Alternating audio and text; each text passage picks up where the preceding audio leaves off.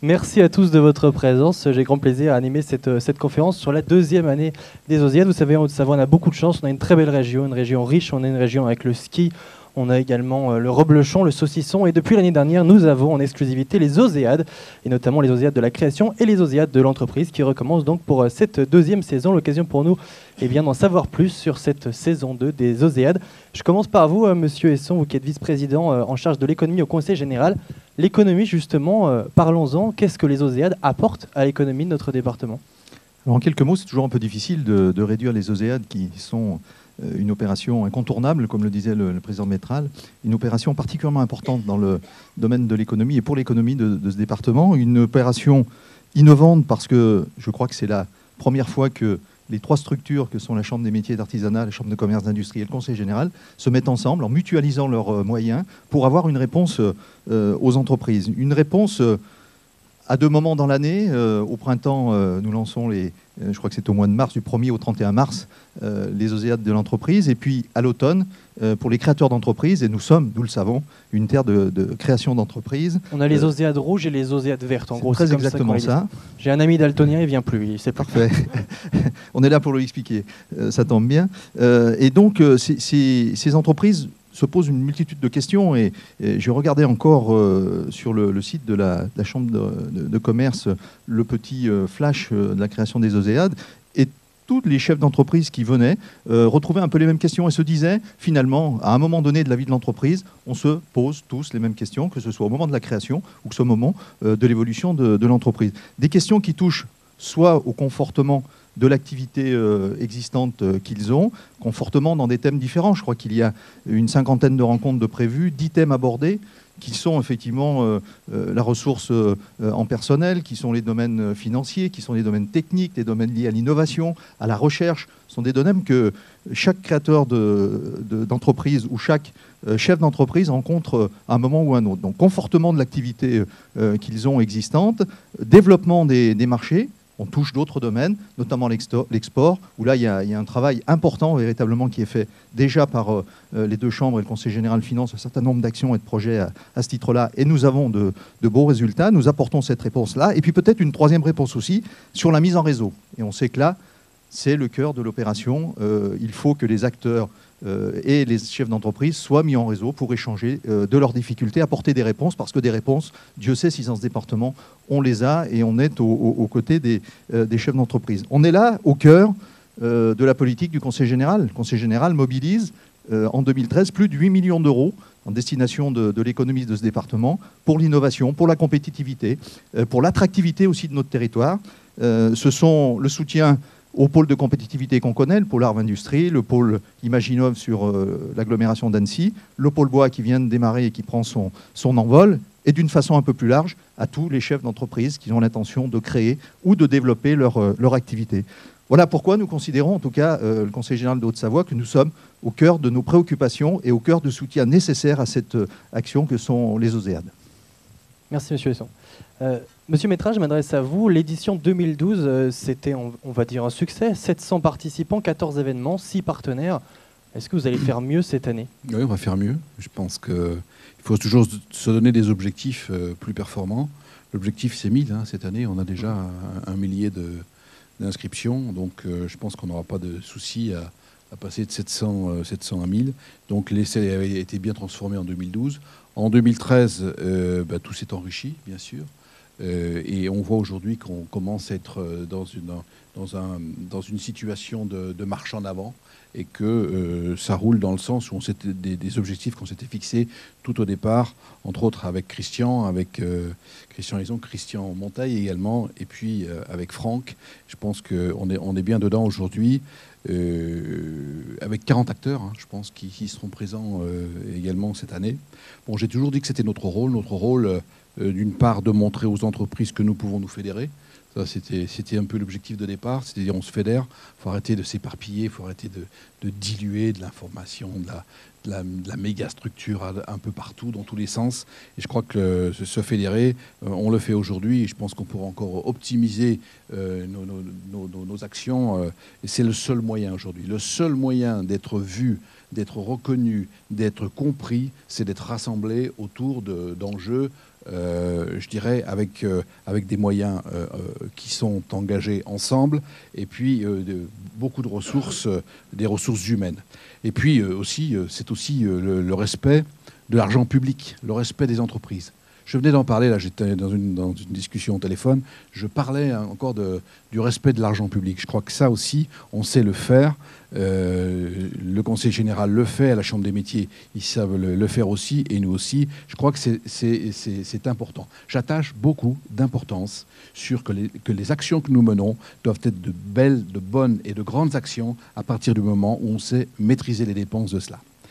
Un autre élément aussi important, c'est toute cette dynamique, elle se fait au niveau départemental. Et je crois que je dois dire que sur les OSEAD, et dans beaucoup de départements, ils ne le font pas. Ils ne se sont pas encore rassemblés sur des axes comme cela. Donc je dirais qu'en cette période économique qui est morose, on doit non seulement nous se rassembler, mais au-delà du rassemblement, comme je le dis, il est essentiel de soutenir les entreprises. Bien sûr, j'invite les dirigeants à profiter de toutes les opportunités proposées par les OSEAD. C'est une occasion unique de rencontrer différents experts de l'innovation, du financement, du réglementaire, du juridique, et j'en passe et des meilleurs.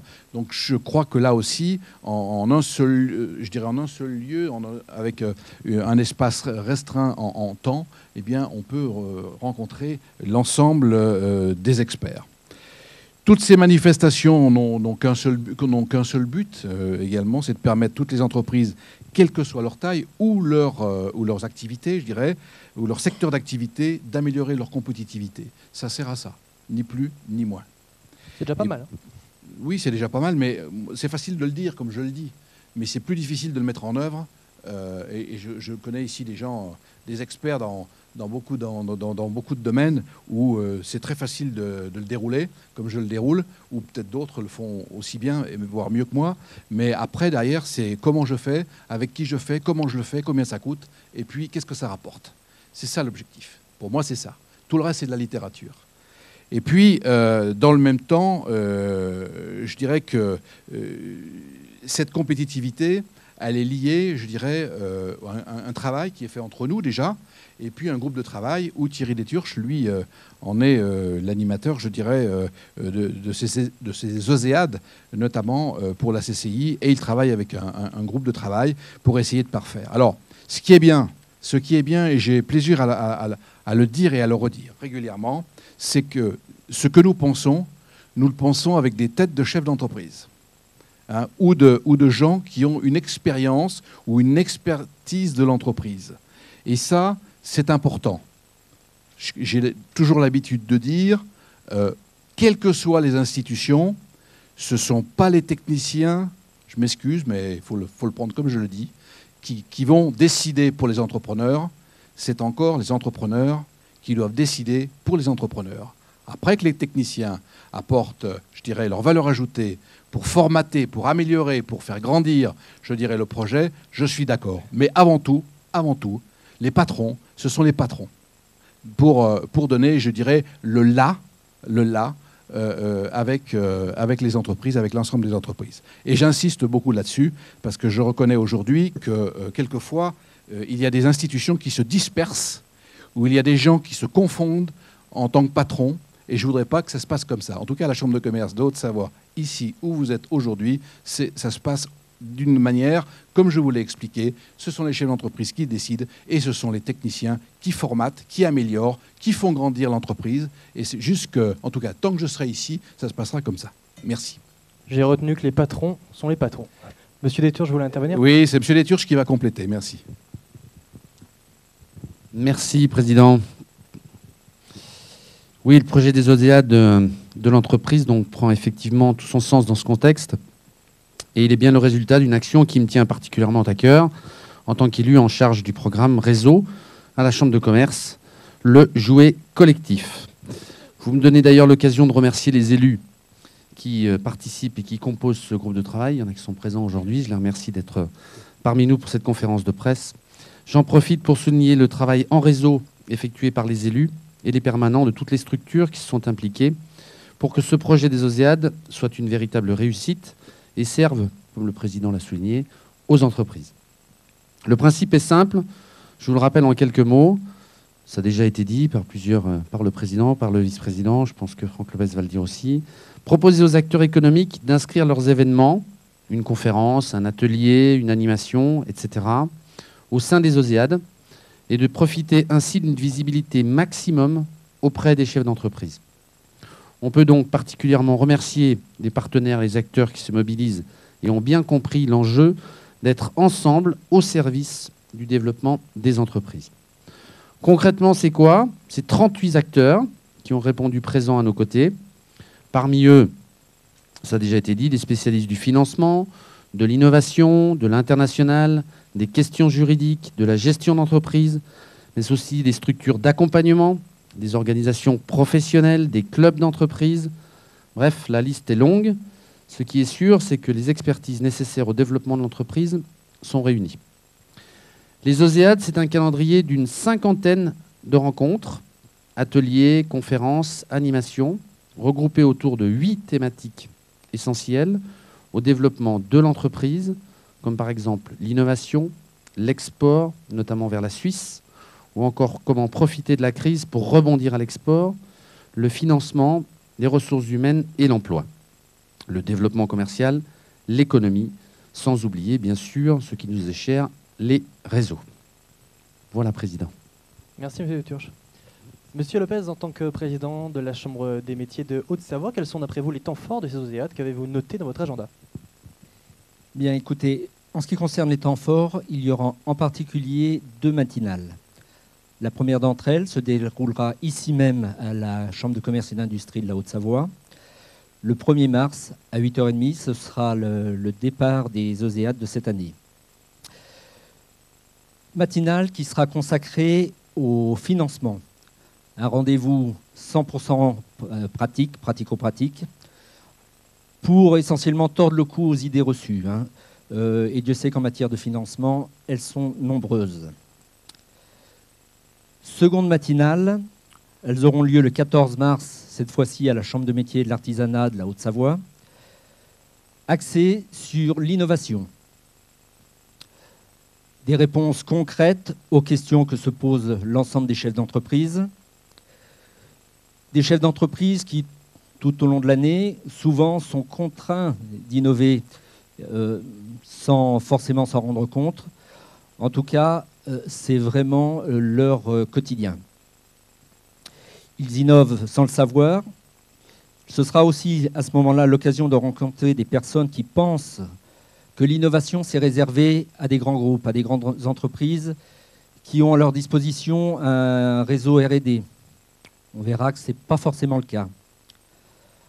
En tout cas, lors de cette matinale, tous les acteurs de l'innovation seront présents et pourront répondre à des questions. L'innovation, je pense qu'on en est tous conscients, c'est quelquefois savoir prendre quelques risques. Mais en tous les cas, c'est toujours un formidable accélérateur de développement pour nos entreprises. Et c'est aussi un moyen important pour se démarquer de la concurrence. Dernier point important, point final pour ces OSEAD de 2013. Une manifestation programmée là encore à la Chambre de métiers et de l'artisanat dans l'espace congrès le jeudi 28 mars à 19h30.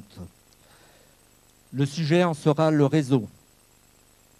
Le réseau, on peut considérer que c'est l'ADN des OSEAD. Cette conférence, bien entendu, s'inscrira dans cette logique. Elle sera animée, nous aurons un conférencier, M. Alain Bossetti, qui est un entrepreneur et également cofondateur d'un site web, Place au réseau. Il nous donnera des clés pour développer un réseau efficace non seulement au service de l'entreprise, mais à titre personnel. Une conférence de clôture à ne pas manquer. Merci. Merci Monsieur Lopez. Vous avez parlé de réseau, je vous pose la question à tous les trois. Est-ce que le réseau c'est vraiment important? À quel point c'est important dans la réussite d'une entreprise, le fait d'avoir un bon réseau? Qui veut répondre? Écoutez, je veux bien en toucher un mot. Vous savez, nous sommes trois là. Je pense qu'on a tous les trois compris l'importance d'un réseau. Aujourd'hui, et vous ne pouvez pas avoir de meilleur exemple, aujourd'hui les entreprises sont confrontées, Guy en a parlé tout à l'heure, à une conjoncture de plus en plus difficile. Et on se rend compte que si on n'arrive pas à mutualiser ce que nous faisons à travers les OSEAD, si on n'arrive pas à aller tous ensemble dans le même sens, je pense que l'avenir à ce moment-là sera bien sombre. Heureusement, à Haute-Savoie, je crois qu'on sait faire. Guy Métral?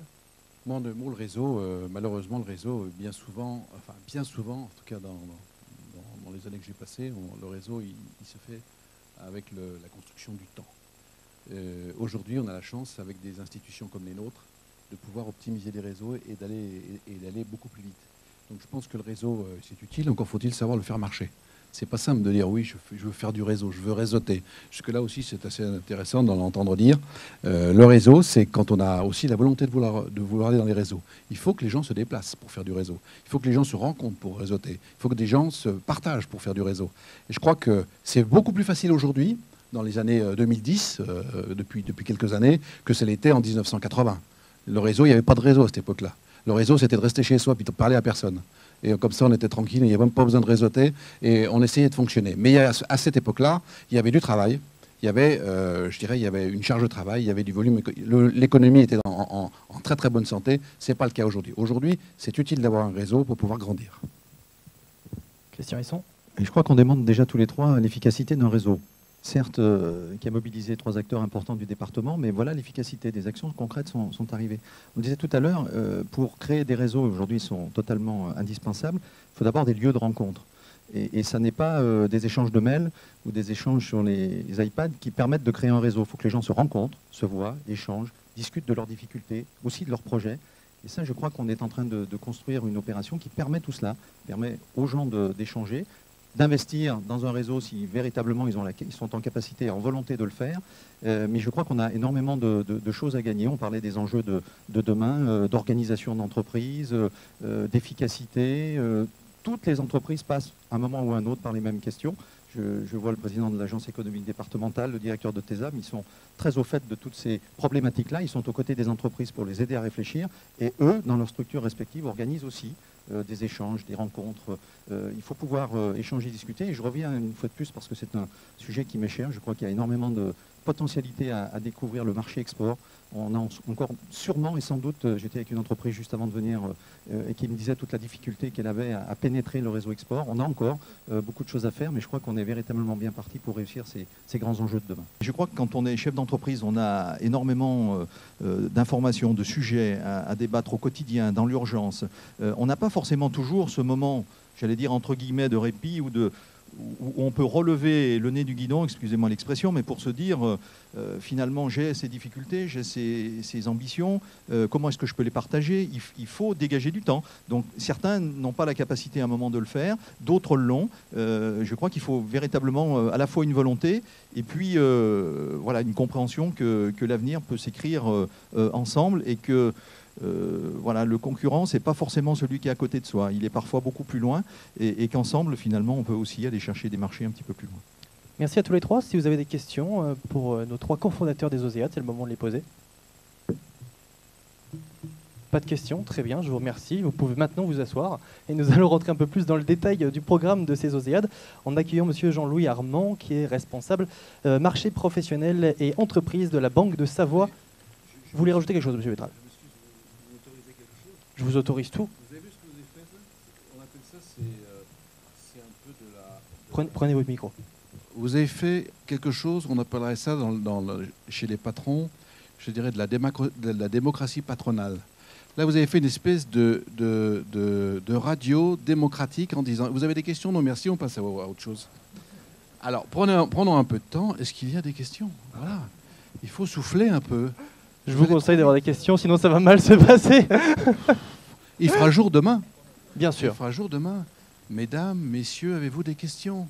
Voilà, ça c'est pour vous apprendre un peu le métier que vous faites très bien.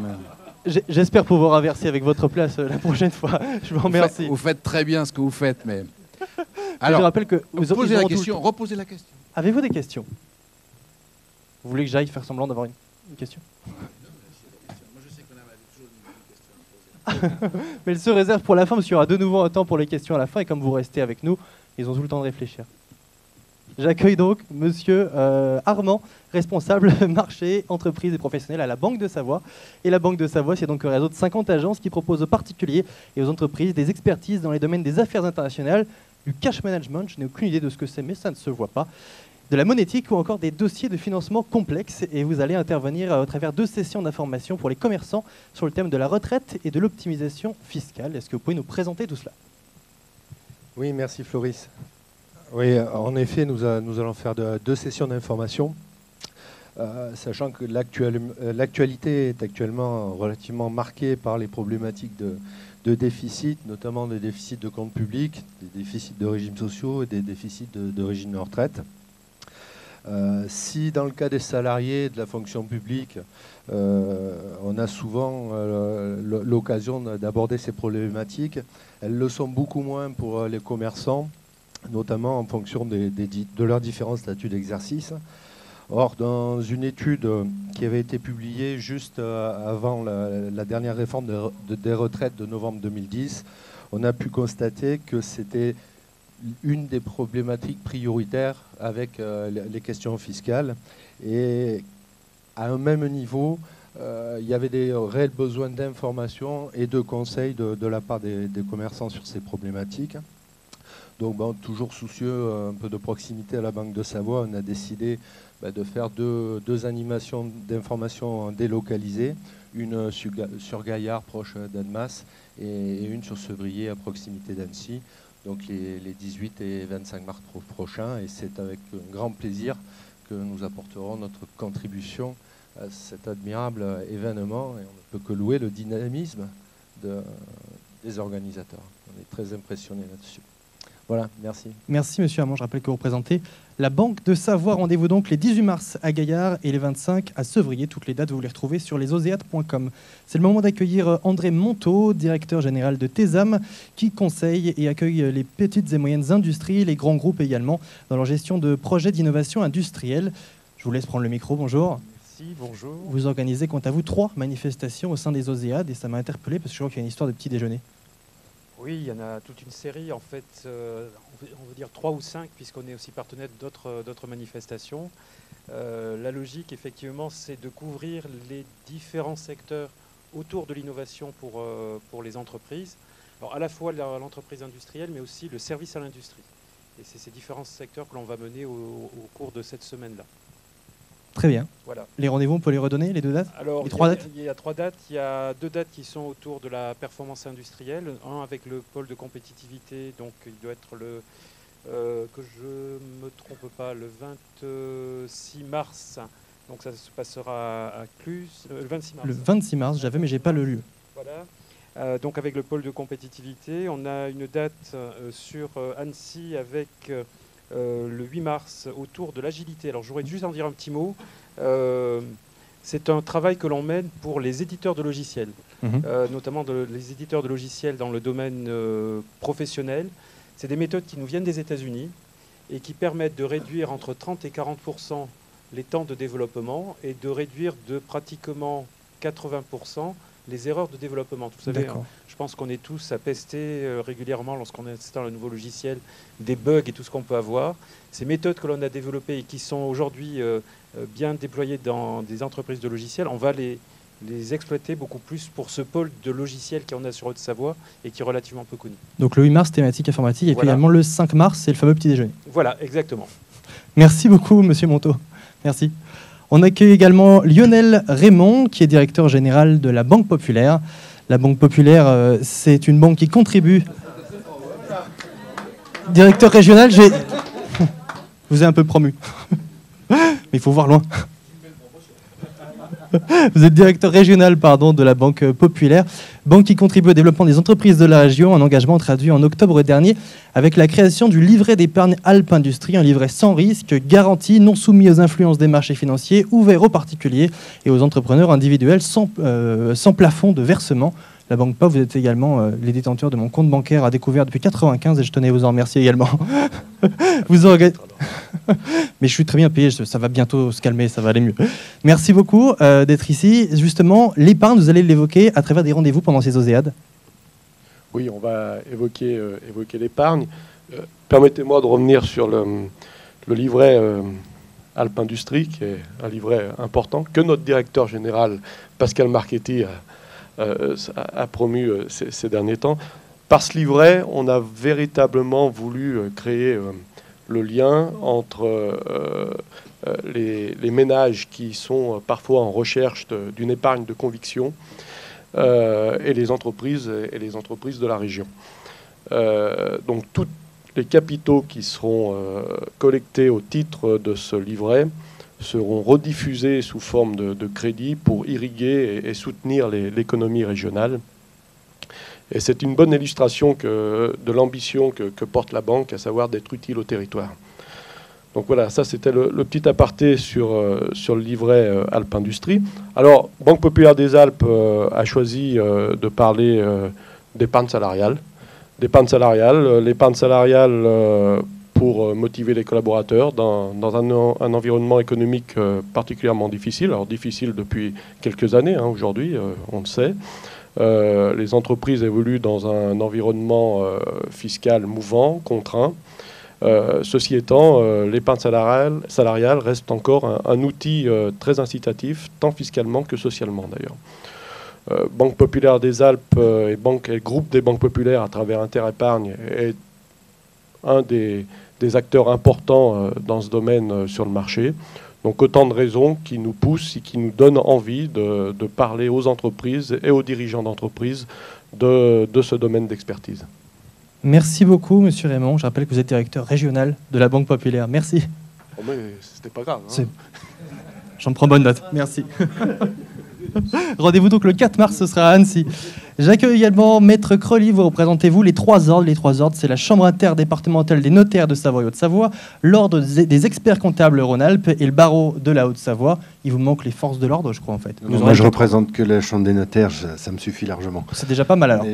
Donc, nous, on va intervenir le 27 mars sur la fiscalité volatile. C'est le moins qu'on puisse dire. Parce que là, j'ai pas fini de parler qu'il y a déjà une prochaine loi de finances qui est en préparation. Donc, il y a eu la présentation de la loi de finances 2013. Et là, il y a déjà une loi rectificative en préparation. Ça vous fait travailler? Oui, mais les chefs d'entreprise, ça les fait réfléchir, et nous aussi, parce que on n'a pas le temps de leur dire qu'une mesure est en vigueur, qu'elle est déjà soit abrogée, soit modifiée, soit de toute façon, on ne l'applique pas parce qu'il n'y a pas les décrets d'application. Donc, non, mais il faut rigoler, mais... Donc voilà. Donc rendez-vous. Donc ce sera le 27 et c'est Maître Moine Picard qui interviendra pour les notaires. Pour les autres, je ne sais pas, parce que je parle que pour la Chambre des notaires que je représente. Très bien, d'accord. Voilà. Merci. Merci Maître Crolly. Est-ce que Monsieur Hello est arrivé? Non. Monsieur Hello n'est pas encore là, qui devait représenter la Caisse d'épargne, qui est également un des partenaires de ces OSEAD. Bien, je crois que nous en avons terminé en ce qui nous concerne. Avez-vous des questions? Dimitri, avez-vous une question? Merci en tout cas à tous les trois, ainsi qu'à tous les partenaires et à vous tous d'être venus. Merci par avance de l'écho que vous réserverez à cet événement dans vos médias respectifs. Nous vous rappelons... Il ne me donne pas la parole, en plus. C'est un vrai politique, celui-là. Hein. Comme vous m'avez appris. Non, pas du tout. Moi, je ne suis pas politique du tout, je suis dans l'économie. Non, je voulais simplement remercier les partenaires. Je voudrais remercier chaleureusement les partenaires. Parce que toutes ces opérations, je parle au nom de Christian Ison et de mon ami Franck, toutes ces opérations, elles se font avec des partenaires. Aujourd'hui, on a la chance pour nos entreprises, et je crois que bien souvent, elles ne se rendent pas compte de la chance qu'elles ont. C'est que dans un lieu pour ces OSEAD, eh bien, on a des experts, des véritables experts. Et je crois que ça, on doit pouvoir l'apprécier. Et c'est grâce à vous, en tout cas, c'est tout au travail que vous faites et bien sûr à votre implication. crois qu'on est vraiment... On parlait de réseau, voilà les réseaux se prolongent avec l'ensemble des partenaires. Et aujourd'hui, on doit, vis-à-vis de nos entreprises, nos futurs entrepreneurs, avoir des réponses précises sur des questions qui sont précises aussi. Et puis remercier tout particulièrement les banques, notamment quand on parle d'épargne salariale. Je crois que là aussi, c'est quelque chose qu'il faut... ça n'existait pas il y a quelques années en arrière, enfin, pas de la même manière où son épargne, on le faisait autrement. Et je crois aussi que quand on veut créer son entreprise, eh bien, il faut connaître tous ces éléments-là. Et bien souvent, créer une entreprise, on en est uniquement au stade de l'idée.